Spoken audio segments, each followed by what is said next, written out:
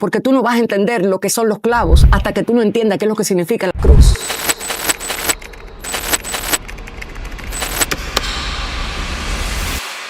La cruz era justamente el castigo por tú no haberte sometido a lo que el mundo quería, a lo que Roma quería. Y Cristo abiertamente dijo, mi paz no viene de aquí, viene de hacer la voluntad de mi Padre. Hay gente que está crucificado con su ministerio, que si tú te levantas en contra de su ministerio, te hacen la vida imposible, se levantan en tu contra, porque ellos entienden que contra su ministerio nadie. Hay gente que su crucifixión no es con Cristo, sino con ellos mismos. Es necesario evaluar esa realidad espiritual. Y es que el evangelio moderno ha quitado la cruz para ponernos a nosotros a brillar. Y eso tiene que ser reajustado para el último tiempo. O sea, Cristo no viene a buscar el ministerio, Cristo viene a buscar una naturaleza. Y muchos de nosotros hemos sustituido la vida de Cristo por la vida del ministerio. Por eso el ego del hombre se eleva tanto. El hombre formado por la religión, no por la cruz, se molesta cuando le ofenden. Los clavos representaban dolor, tenía que respirar. Y los clavos de hoy son las ofensas que Dios permite para que podamos aprender a perdonar.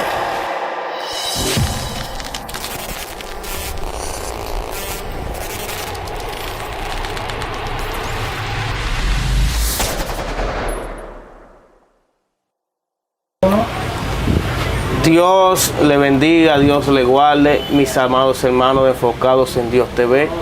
Bienvenido a una entrega más de su programa favorito de todo YouTube. Hoy tenemos una entrega especial. Estamos en un lugar que se le denomina como ebanistería. En este lugar se le da forma a las maderas. No estoy solo. Estoy con la pastora Kenia Demil, donde estamos dándole continuidad a la serie que le estamos denominando Generación Muerta en Vida. Y esta serie nos va a hablar a todos nosotros que estamos siguiendo a Cristo de alguna forma, pero quizás no de la forma correcta. Y sé que Dios nos va a hablar a todos, así que le pido que se suscriba, le dé like, comparta y que esté atento a todo lo que traemos hoy. Pastora, ¿por qué le llamó la atención este lugar donde se brega con tanta madera, tantas cosas? ¿Qué usted siente al usted ver esto? Muchísimas bendiciones a los que ya a través de tu canal se acercan a nosotros. Dios les guarde y les bendiga. En el primer episodio, Dios nos permitió llegar a un cementerio, abordando la importancia de la eternidad. En este segundo episodio, Dios nos mueve a ver lo que es la madera, lo que es la cruz, lo que es el verdadero llamado de nosotros como hijos de Dios.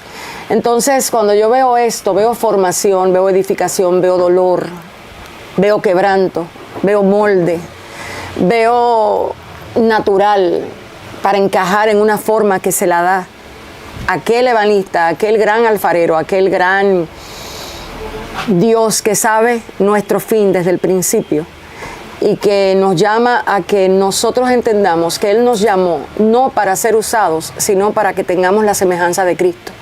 Estamos en una era donde estamos transicionando. Mucha gente no entiende dónde Dios lo está colocando, que no es en un lugar físico, sino en una realidad, en una naturaleza.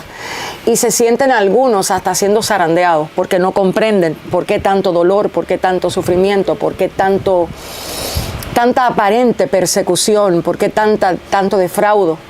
Lo que sucede con nosotros es que justamente en el moldeamiento de Dios en nuestra vida, en ese dolor, en ese padecimiento, es que nosotros somos encarados. Ahí es que se ve lo que somos versus lo que Cristo necesita que nosotros seamos. Entonces creo que este lugar, que es muy orgánico, porque de hecho, dicho sea de paso, pertenece a un pastor que es ebanista, amigo desde más de yo no sé cuántos años, pienso que es la mejor manera de hablarle a una comunidad que no entiende que quizás se trata no de ministerio, sino de esencia y de naturaleza. Así que estamos para lo que Dios permita que tú preguntes y que la sabiduría del cielo me ayude a responder.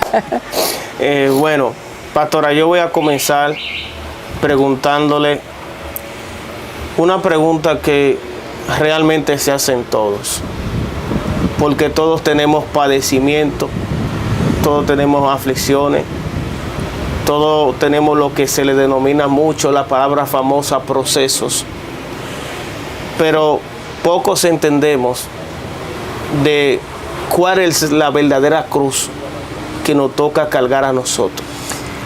Fíjate, la palabra nos recomienda en Mateo 10:37, el que ama a su padre o madre más que a mí, dice el Señor, no es digno de mí. El que ama a hijo o a hija más que a mí, no es digno de mí. Y el que no toma su cruz y sigue en pos de mí, no es digno de mí. Hay un problema con el evangelio moderno, y es que el evangelio moderno ha quitado la cruz para ponernos a nosotros a brillar. Y eso tiene que ser reajustado para el último tiempo. Muchos de nosotros no entendemos el gran proceso detrás del proceso de dolor que estamos padeciendo. Y es morir al yo para que Cristo viva en nosotros. Entonces, esa realidad para muchos, cuando desconoce lo que la palabra de Dios enseña, instruye, se pierde en el proceso. O sea, Cristo no viene a buscar el ministerio, Cristo viene a buscar una naturaleza. Y muchos de nosotros hemos sustituido la vida de Cristo por la vida del ministerio.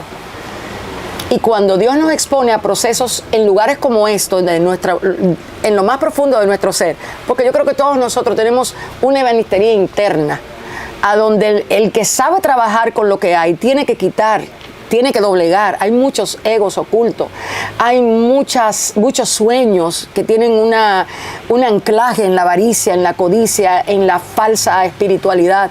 Y Dios a sus hijos los está purificando, no solo santificando. Hay gente que su santidad es eterna, pero no se preocupan cómo está la pureza del corazón que porta esa santidad. Y Dios nos está encarando a todos en este tiempo. Entonces, la cruz a la que Cristo nos llama, cada uno de nosotros debe de conocer cuál es la cruz que a mí me toca. Hay personas que su cruz es orgullo, hay otro que su cruz es su incredulidad, hay otro que su cruz es su vergüenza, hay otro que su cruz es el despojarse. Cada quien tiene que encontrar la cruz que tiene que llevar en pos de Cristo, porque es solamente a través del padecimiento que el corazón del hombre es probado. Lamentablemente nos hubiese gustado decir que Dios te prueba igual con la riqueza que con la pobreza, pero el corazón del hombre solo lo conoce Dios. Y esa prueba profunda es la que revela lo que la religión ha ocultado, lo que la falsa adoración ha ocultado. De hecho, lo que la falsa idea de servicio a Dios ha ocultado. Cuando viene esa prueba de Dios, cuando viene esa cruz a tomar, eso te saca lo que tú jamás pensaste que tenía. O sea, hay momentos donde Dios me ha probado a mí que yo jamás pensaba que la prueba era orgullo. Yo creía que era que realmente yo no merecía vivir lo que estaba viviendo, que no era justo lo que me estaba pasando. O sea, hasta que descubrí que en mi corazón había una necesidad de justicia propia y yo demandaba justicia por encima de misericordia. Y esa es la exposición del dolor, del quebranto, de la vergüenza, de la deshonra, de la traición, que tu corazón saca lo que Dios necesita que tú veas. El proceso nunca viene para que Dios sepa lo que hay en ti, el proceso viene para que tú sepas de ti lo que tú desconoces. Entonces estamos en una generación donde trabaja mucho para la apariencia, para lo que se ve, una generación muy rápida, donde su mayor gloria es que sus números crezcan, no que su obediencia realmente sea pronta. Entonces, como los valores han sido invertidos, Dios está recalibrando en nosotros eso y nos está llevando a que entendamos que el proceso de la cruz no es para ser expuesto, no es para que el hombre nos vea, no es para que el hombre luego nos aplauda, no es para hacer canciones. El proceso no es para eso. El proceso es para nosotros morir y que Cristo sea visto. Si en el proceso tú no terminaste amando más, si en el proceso no terminaste perdonando más, si en el proceso tus pensamientos no fueron como lo que dice Filipenses, hallen ustedes el sentir que hubo en Cristo Jesús. Esa palabra a mí me marca mucho porque habla de una realidad que hoy tenemos que encarar. Esa palabra sentir es kenosis y es un vaciamiento de ti mismo. Si el proceso no te vació, sino que te dejó con una sed disfrazada de justicia divina detrás, te engañaste. Si el proceso no te hizo humilde, sino que te vistió de alguien que entiende que merece que Dios haga justicia, no entiendes de qué se trata la cruz ni el Evangelio, y hay que llevarte esa realidad. Entonces el sentir que hubo en Cristo Jesús es lo que nosotros debemos procurar, que no era un sentimiento, no era una emoción, era una mentalidad, era una naturaleza. Ahí es donde cada proceso nos debe llevar. Pastora, ¿y dónde quedó el sentir que hubo en Cristo Jesús hoy? Porque en esta generación muchos quieren ser servidos y no servir. Fíjate que esa escritura está en Filipenses 2. Dice, haya pues en vosotros el sentir que hubo también en Cristo Jesús. Yo creo que como nosotros estamos muy divorciados, separados de la verdad que hay en el corazón de nosotros, de lo que nosotros ocultamos, no entendemos lo que esta palabra significa. O sea, nosotros desconocemos lo que nuestro corazón realmente quiere. ¿Cuántas veces tú no has dicho, quiero adorar a Dios, y lo que tú quieres es realmente tu propio beneficio? ¿Cuántas veces tú no has engañado a tu ser diciendo, yo quiero hacer esto para Dios, pero en el fondo tú estás esperando recompensa? O sea, nosotros tenemos que entender que a Dios nadie lo va a burlar, ni a nadie lo va a engañar. Entonces, cuando el Señor habla del sentir, o mejor dicho, Pablo sabía lo que estaba diciendo, porque Pablo había sido llevado en Filipenses 3 a descubrir que todo lo que él había ganado fuera de Cristo, ya él había aprendido a tenerlo por basura. Nosotros amamos lo que Pablo tenía por basura. Nosotros anhelamos lo que el diablo le daba a Cristo, y Cristo ni siquiera permitió. Ni siquiera se permitió coquetear con eso. Y hoy nosotros lo disfrazamos de bendición, le ponemos vestimenta de que esto es la prosperidad de Dios. Sin embargo, no nos damos cuenta de lo que hay detrás. El sentir que hubo en Cristo Jesús nos lleva a responder a quién hemos entronado. ¿Por qué esta generación no entiende quizás de qué se trata la cruz? Porque la cultura del yo predomina. Yo quiero mi autorrealización, yo quiero mi autopromoción, yo quiero que mi ministerio crezca. Tenemos conciencia ministerial, pero no conciencia de naturaleza ni de cuerpo. Por eso es que cuando Pablo confronta a Filipenses en el capítulo 2, le dice, usted no tenga como superior a su hermano. O sea, usted no se tenga, usted tiene que verse a la par de su hermano, y a su hermano mirarlo como superior a sí mismo. ¿Por qué tenemos tanta competencia disfrazada de que nadie se meta con lo que Dios me ha entregado? ¿Por qué hay esa lucha? Tú nunca has visto una mano pelear con otra.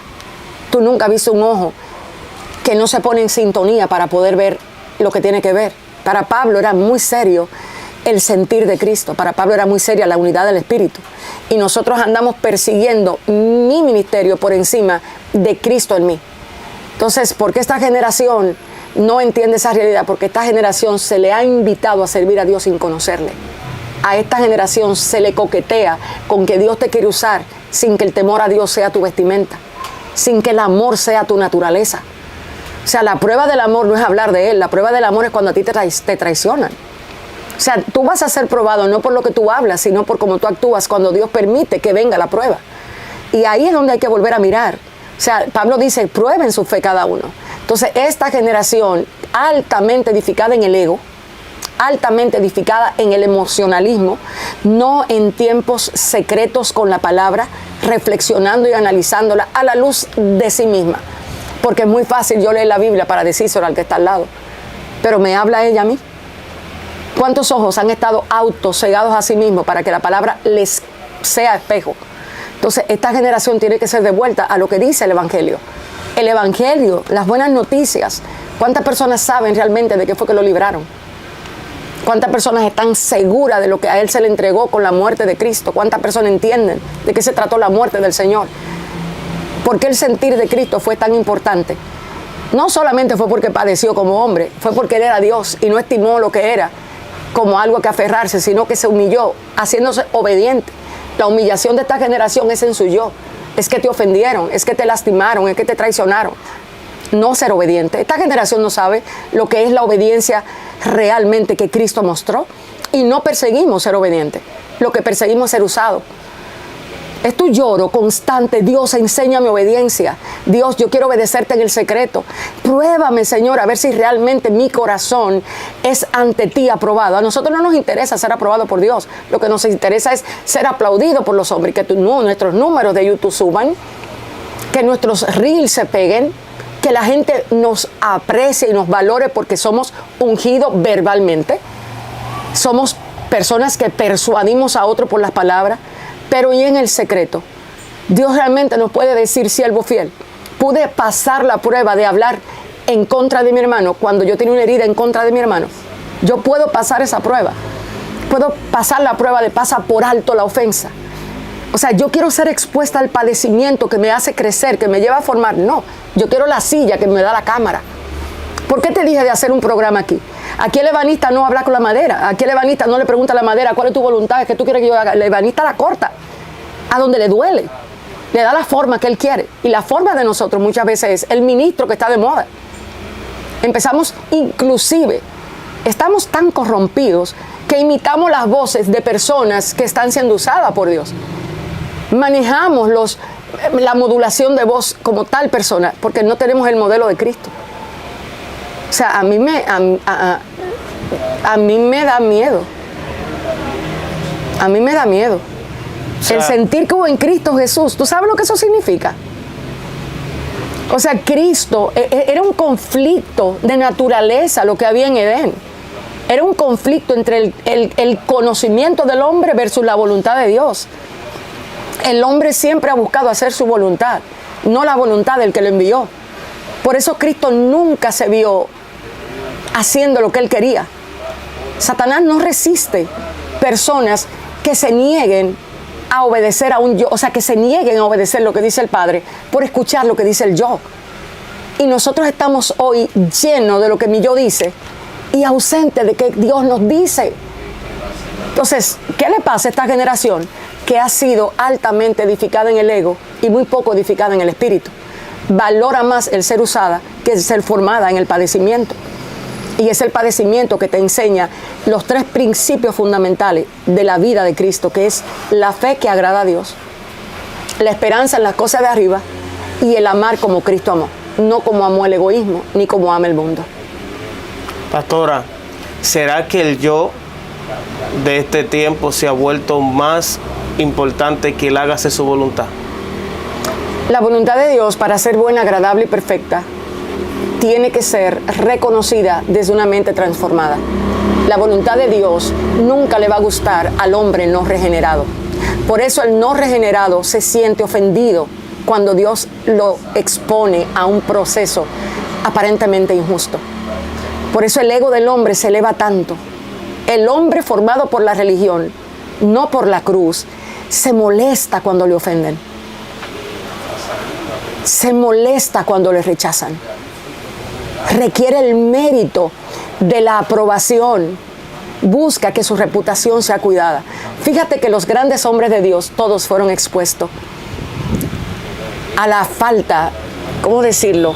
Fueron expuestos a las críticas, a la deshonra, a la escasez. O sea, si tú estudias la vida de hombres, como por ejemplo, escuchando yo esta semana, algo que me ha quebrantado mucho y me ha puesto a prueba a mí. Jonathan Edwards, después que Dios lo llevó a la cúspide ministerial, a él lo expulsaron de su concilio. Después de ser un hombre de avivamiento ante los ojos de los hombres, a él lo expulsaron porque la verdad que predicaba era muy dura. Era muy dura. Y toda esta semana yo me la he pasado diciéndole a Dios que yo no he vivido experiencia de esa manera, a la forma en la que quizás Dios necesita que nosotros la experimentemos. O sea, ese hombre fue uno de los provocadores del avivamiento de Inglaterra. Y en su mejor momento, ¿sabes qué? Dios lo quitó del púlpito, porque necesitaba probarlo en su orgullo. Wander, el evangelio no es cámara, no son números. Eso no es el evangelio. ¿Tú sabes por qué yo cedí a hacer esta serie contigo? Porque estamos ante tal confusión. La palabra de la cruz, tú se la preguntas a la gran mayoría de jóvenes en este tiempo y no la conoce. realmente no la conoce. Y es necesario que nosotros entendamos de qué se trata. El volver a tomar la cruz que Cristo le dijo a Pablo que predicara. Esa cruz era locura para los que se perdían, pero no para los que habían encontrado en Cristo su única vida. Entonces, yo creo que hay que devolver a la generación a escuchar lo que las buenas noticias de la cruz están revelando para el tiempo en el que estamos. Pastora, ¿cuál sería los clavos y la cruz realmente de este tiempo?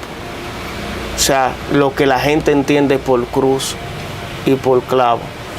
Desde su punto de vista, ¿cómo usted lo ve? ¿Qué usted ve que esta generación ha entendido de la cruz?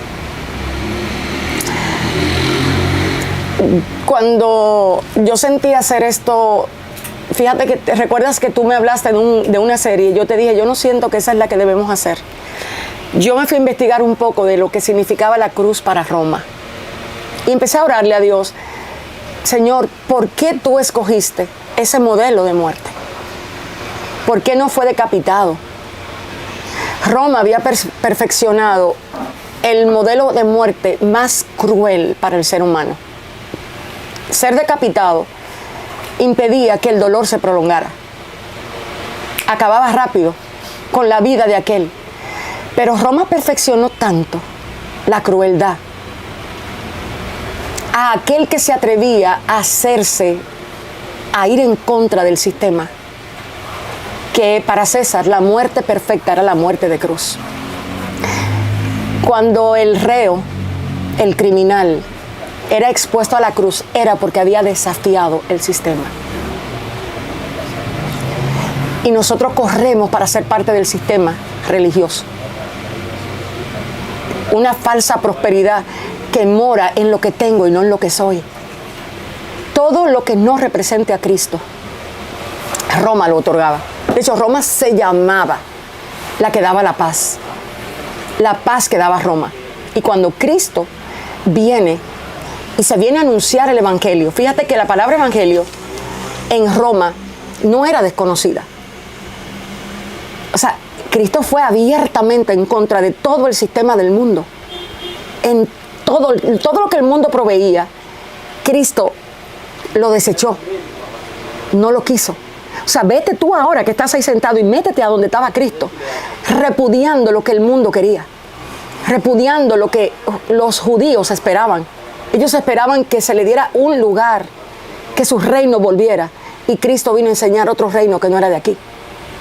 Entonces, ¿por qué te hablo de esto antes de hablar de los clavos? Porque tú no vas a entender lo que son los clavos hasta que tú no entiendas qué es lo que significa la cruz. La cruz era justamente el castigo por tú no haberte sometido a lo que el mundo quería, a lo que Roma quería. Y Cristo abiertamente dijo, mi paz no viene de aquí, viene de hacer la voluntad de mi Padre. La voluntad mía es hacer lo que el Padre dijo. Mi comida y mi bebida es que yo haga lo que la voluntad del Padre.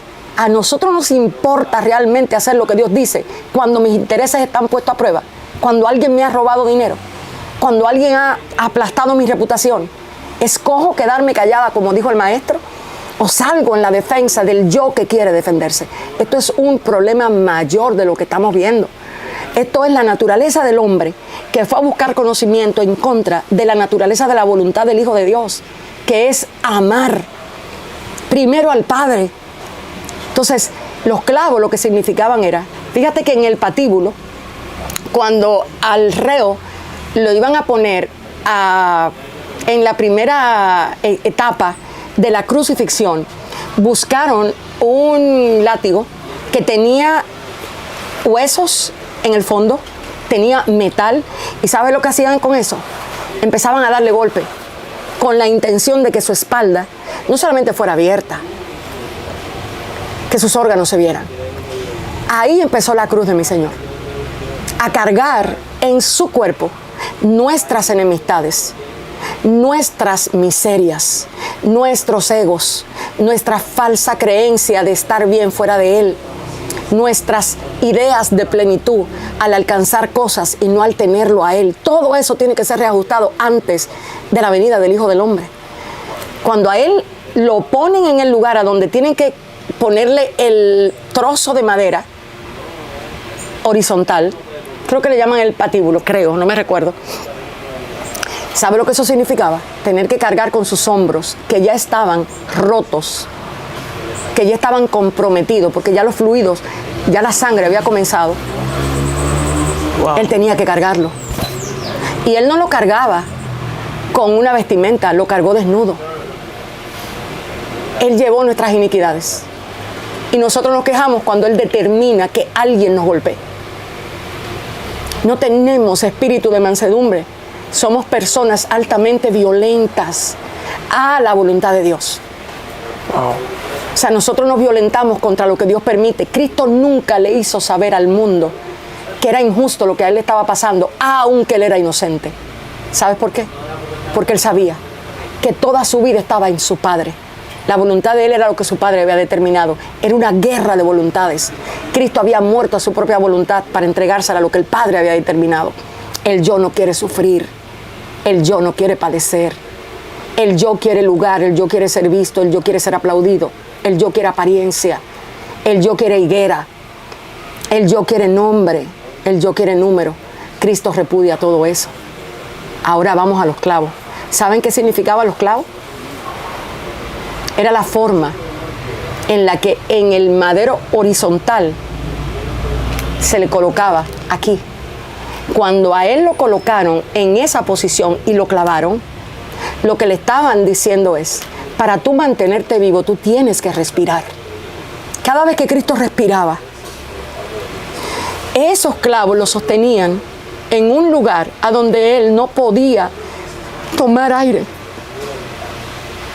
Y nosotros nos estamos quejando porque no tenemos la aprobación de la gente, el aplauso de la gente. Cada vez que él respiraba, sus pulmones ya no estaban funcionando, se le había ido todo. Y era diciendo, al tomar aire, ¿tú sabes lo que él estaba haciendo? Era cargando la iniquidad de nosotros, sin quejarse. No abrió su boca. Y nosotros no podemos padecerle a Cristo. Nosotros no queremos padecerle. Nosotros queremos una falsa gloria anclada en lo que nos enseñaron que Dios quería, que era prosperidad, que era bonanza, que era que nadie se meta contigo. Por eso para Pablo el privilegio era padecer y para nosotros el privilegio es tener una jipeta. ¿Tú sabes lo que estamos haciendo con el Evangelio? Vendiéndolo y convirtiéndolo en una marca. El mundo nunca debió creer que el Evangelio era lo que nosotros le estamos presentando. Por eso tenemos tanta gente egoísta diciéndole a Dios injusto sin decírselo, porque permitió que alguien le hablara mal. ¿Tú eres capaz de llevar la iniquidad de alguien arriba de ti? No, porque te enseñaron a defenderte. Tú sabes lo que hay detrás de alegrarte cuando hablan de ti mintiendo. Te lo explicaba. Es aceptar lo que Dios determina, y esa es la teología a la que hay que volver. Esa es la realidad que la iglesia necesita. No sentirse perseguida por un diablo, sino altamente probada por un Dios que busca pureza en lo más profundo de su ser. Entonces los clavos representaban dolor. Tenía que respirar. Y los clavos de hoy son las ofensas que Dios permite para que podamos aprender a perdonar. Los clavos de hoy son las escaseces que Dios permite para que seamos agradecidos en todo. Los clavos son las enfermedades que Dios permite para que entendamos que nuestra vida es más que la salud. Eso es Cristo. Entonces nosotros necesitamos volver a preguntarnos qué cruz fue la que nos pusieron. Porque Eliezer me acababa de hablar de las 3 cruces que hubieron, las 2 cruces que habían al lado de Cristo. O sea, hay gente que está siendo crucificado, pero es por sí mismo. No por Cristo. O sea, hay gente que en este momento se han negado a hacer deudas porque quieren una mansión. Hay personas que en este momento han negado su mano de generosidad porque quieren comprar una guagua y no tienen para dar, no tienen para ofrendar, no tienen para diezmar en su iglesia, bajo la excusa de que no, Dios no... O sea, estamos siendo probados en lo más profundo del corazón. Gente sin carácter, hablando de un Cristo de la cruz, sin entender lo que es llevarla. No, hombre. Pastora, ¿qué tenemos que hacer? ¿Cómo retomamos el camino que nos hicieron desviar? Que por estar pendiente a lo que vemos, no pudimos percibir lo que no vemos.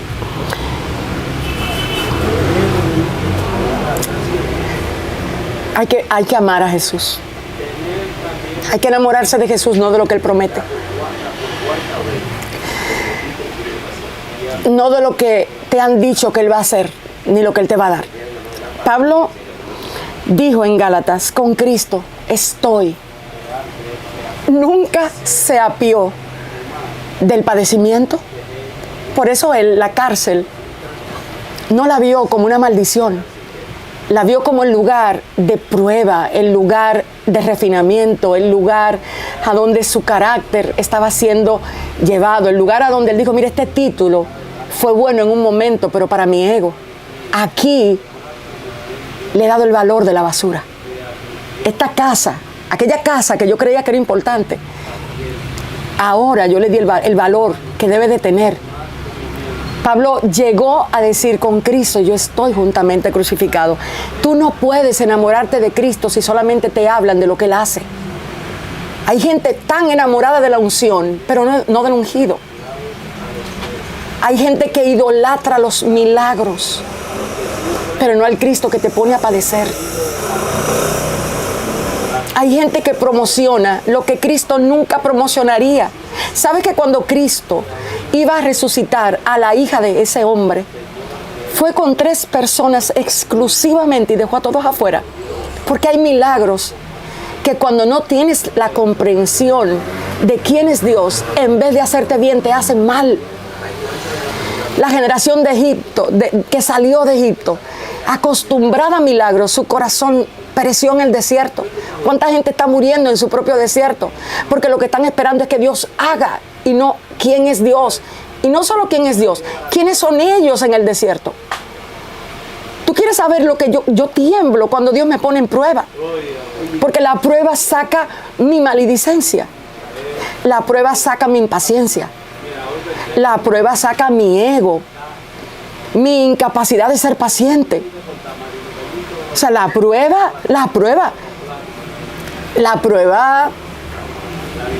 te perfecciona en lugares que tú no te imaginaste. Gente que sin prueba dice sí y en la prueba te dice que no. Gente que te promete algo en el bien, pero cuando Dios lo apriete ya se olvidó. Yo prometo amarte, yo estoy aquí para ti, hasta que su ego se mete en el medio. Ya para ellos es más importante lo que tú haces que lo que tú eras. Es duro lo que nosotros hemos hecho del evangelio bíblico. O sea, nuestras relaciones son transaccionales. El que te va a bendecir por lo que hace. Y Dios está limpiando la era. Esta generación tiene que volver a conocer a Cristo, pero no al Cristo resucitado. No. Es al Cristo crucificado. Pablo dijo, yo me he propuesto. Aquí hay gente que se ha propuesto que sus números de YouTube, antes de finalizar el año, tienen que subir. Aunque su lengua nunca no se han comprometido consigo mismo para que su boca no hable mentira, no hable mal de su prójimo, para que su corazón no albergue envidia, rencor y resentimiento. Mira, hay gente que tiene una agenda tan fuerte para que sus números se disparen, pero esa no es su agenda para la integridad de su corazón. Wow. O sea, ¿qué estamos haciendo? Hemos predicado un falso evangelio y ahora el evangelio real nos está pidiendo el fruto de la salvación, que es la vida justa de Cristo. ¿Y sabe cuál es la vida justa de Cristo? Que Él decidió hacer la voluntad del Padre por encima de sí mismo. Empezaste preguntándome de la voluntad de Dios. La voluntad de Dios no es aceptada por una mente religiosa.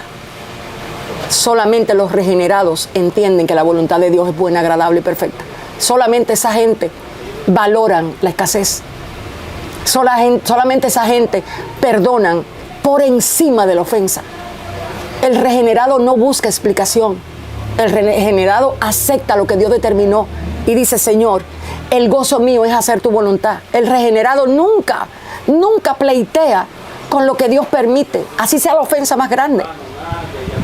Así sea el espaldarazo más grande. Y esa es la crisis que ahora mismo hay. Que hay mucha gente que está en la cruz, pero no en la de Cristo, sino en la que su carácter le ha llevado. Están como Moisés cuando salió del desierto la primera vez. ¿Sabes por qué Moisés fue al desierto? Porque él mató a un hombre, no fue que Dios lo llamó. Hay muchísima gente ahora mismo en sus procesos porque su yo le gobierna, no porque la vida de Cristo en ellos es la que le gobierna. Wow. Pastora, ¿cuál es el mensaje?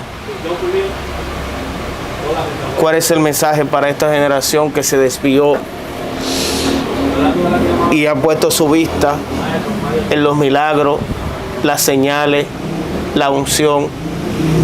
Porque hay gente que está orando más para ser usado que por la liberación de su familia o para que Dios lo purifique. Hay gente más orando por señales para ser usado que ser santificado por Dios. ¿Cómo corregimos eso? Antes de la fiesta de la Pascua, sabiendo Jesús que su hora había llegado para que pasase de este mundo al Padre, como había amado a los suyos que estaban en el mundo, los amó hasta el fin. A esta generación hay que devolverla por completo a quien era Cristo. ¿Quién era Cristo? Cristo sabía el día en el que a Él ya el manto del milagro no era necesario, sino el manto de la voluntad de Dios. Él sabía el día. Aquí dice que sabiendo Cristo que le había llegado la hora de partir de este mundo. ¿Cuándo nos va a llegar la hora de partir del mundo hacia Él? Que hay que decirle a esta generación que no estamos llamados a vivir para nosotros, sino para Él. Pero no sabemos quién es Él hasta que no estamos con Él, y no estamos en Él, y no nos encontramos en Él. Separar lo que significa ser ministerialmente ungido a ser esencia y uno con Él. Nosotros no vamos a ser probados para ser mejores ministros. Nosotros vamos a ser probados para parecernos a Cristo. Y el resultado de eso pudiera ser que el hombre lo desapruebe. Pablo dijo en un momento, si yo todavía buscara la aprobación de los hombres, yo no sería siervo de Cristo. Eso es un peligro. Cuando nosotros los hombres nos buscan, tenemos que cuestionarnos, Señor, ¿a dónde yo necesito reajustar y recalibrar? A esta generación hay que llevarla a Cristo, pero a Cristo crucificado, a la autorrealización expuesta, para que veamos a dónde están nuestros afectos, nuestros amores, nuestros deseos. ¿A dónde nos sentimos autorrealizados? ¿Nos sentimos autorrealizados cuando la imagen de Cristo emana de nosotros? ¿Es esa nuestra plenitud? ¿O realmente la plenitud mía es que la gente me vea, que Dios me usa? Son preguntas que tenemos que hacerle al hombre que está en silencio, no al que está con el micrófono. Cuando te hablaba de Jonathan Edwards,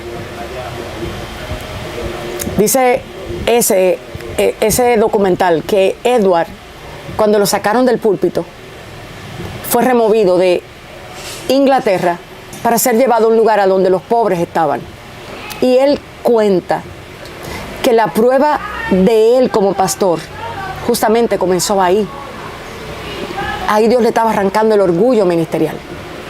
Ahí Dios le estaba arrancando su falsa seguridad. Ahí Dios le estaba arrancando la necesidad de ser aprobado por el hombre, la validación.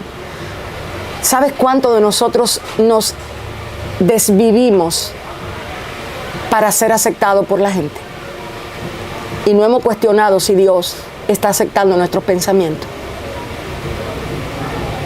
Tú sabes las veces que transamos con lo que Dios dice que no debemos transar, simplemente para caminar con hombres que parecen de Dios, pero han negado la verdad de Cristo dentro de ellos. O sea, la prueba de nosotros va a ser la imagen y la semejanza de Cristo, no la idea de que nuestro ministerio está creciendo. Entonces, a esta generación hay que despegarla de la idea de que Dios le quiere usar para llevarlo a la realidad de la naturaleza. La semejanza del Hijo de Dios debe de manifestarse si tú eres hijo de Dios. Entonces ahí es que hay que devolverlo. Esa conversación con Nicodemos, que creo que te la hablé en el primer episodio, preguntarle: ¿de quién naciste? ¿De quién naciste? ¿Naciste del lago del Espíritu o naciste de la idea de un ego que se disfrazó tras la higuera de la religión y levantó el pináculo de vamos a hacer a Dios famoso a través de lo que hacemos? Son cosas muy diferentes. Entonces a esta generación hay que devolverla a Cristo, a conocer a su Señor, a conocer lo que es sin Cristo, a entender lo que significa ser muerto en delitos y pecados. ¿Tú sabes por qué hay tanto orgullo en el pueblo de Dios? Porque se creen buenos. ¿Tú sabes por qué hay tanto orgullo? Y hay tanta necesidad de respetabilidad, de meritocracia, porque aquí la mayoría de gente se cree realmente santificado por ellos mismos. O sea, no entienden que estaban muertos en delitos y pecados. No entienden eso. Lo saben, pero no lo entienden. No lo comprenden. O sea, la gran mayoría de nosotros no entiende de dónde nos salvaron. Entonces, a la generación que está, hay que despertarla a la realidad de esto es lo que tú eras. Y esto fue lo que tu Señor hizo por ti, para salvarte y darte su naturaleza. Eso abre los ojos del más ciego. Eso trae la humildad que se aprende del Señor, no la que se aprende en el seminario.